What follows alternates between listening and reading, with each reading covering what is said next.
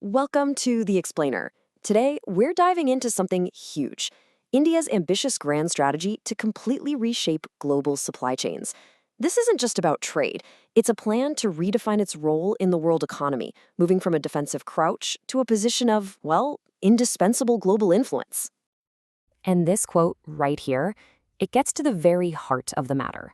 It's the key to understanding this massive shift that's changing the rules of the game. You see, the old playbook, where cost and efficiency were king, is basically being thrown out the window. Countries are waking up to the fact that who you trade with is now just as important as what you trade. All right, so here's how we're going to break this down. First, we'll look at the new global game board that's setting the stage. Then we'll unpack India's three-part response. After that, we'll dig into the manufacturing engine that's supposed to drive all of this. And finally, we'll explore the ultimate goal, what they're calling strategic indispensability. Okay, so first up, let's talk about the new reality we're all living in. For decades, the goal was simple, right? Make things as cheaply and efficiently as possible, no matter where. Well, that era of so-called hyper-globalization is pretty much over. We've moved into a new phase where the cheapest option is no longer automatically the smartest one. This new era has a name: geostrategic globalization. So, what does that actually mean in plain English? It means countries are hitting the pause button. They're thinking much more carefully about their trade partners and where their critical stuff, medicine, electronics, you name it, actually comes from. National security and trust are suddenly just as important as the price tag. And this new game board, it's full of tripwires. We're seeing more protectionism, economic ties being used as weapons, major economies actively pulling away from each other, and just a massive rethinking of supply chains that are way too concentrated in one part of the world. For a country like India, this isn't just background noise. It forces a complete overhaul of its entire external strategy. So the big question is, how is India responding? Well, it's not with some minor policy tweak. It's with a really ambitious three-stage grand strategy called Atmanirbhar Bharat, which translates to self-reliant India. But, and this is a huge but, as we're about to see, this isn't about building walls and isolating itself. It's about evolution. Now, what's so fascinating here is how this maps out a clear journey. It starts on the defense with intelligent import substitution, basically building up muscle at home. Then it moves to strategic resilience, creating shock absorbers so you can take a punch from the global economy. But the final step, the end game, is all offense, strategic indispensability, becoming so vital to the world that you just can't be ignored. And this slide really nails the shift in mindset. Look at the comparison. Resilience is reactive. It's about building a fortress to protect India from the world. But indispensability, that's proactive. It's about becoming the keystone in the arch that makes the world rely on India. It's a move from just surviving shocks to becoming essential to the whole system. So, how in the world does India plan to pull this off?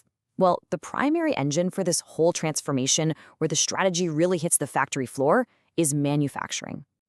And this right here, this is the core belief driving the whole thing. The idea is that for a massive, labor-rich country like India, a powerful manufacturing export sector isn't just a nice-to-have. It's seen as the only proven path to long-term economic stability and real influence on the world stage. And the ambition here is just staggering. The goal is for manufacturing to make up a full 25% of India's GDP by 2035. Let me be clear, this is not a minor adjustment. This is a plan to fundamentally rewire the entire economic balance of the country. Now, this part is really clever, and it kind of flips the old idea of self-reliance on its head.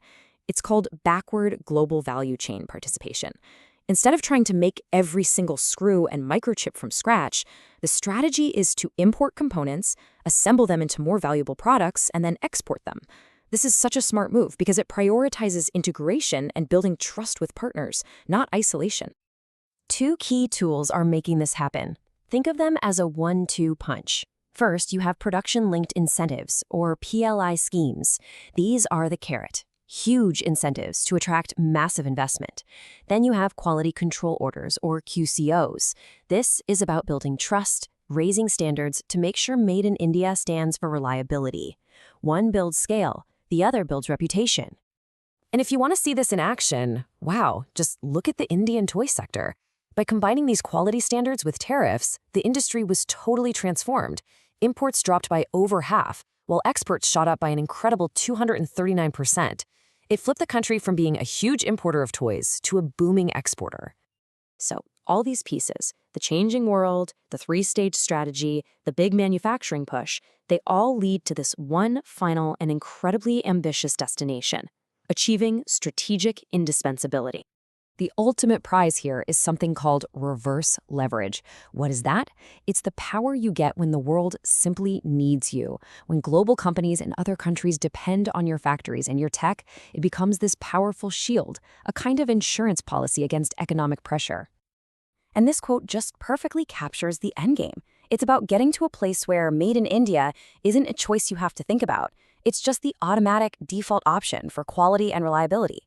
When the world buys Indian without a second thought, that's the moment indispensability has truly been achieved. So as India sets off on this incredibly complex, decades-long journey, that's the central question we're left with. Is this a brilliant blueprint for a new kind of global power? Or is it a massive, high-stakes gamble in what we all know is a deeply unpredictable world? I guess only time will tell.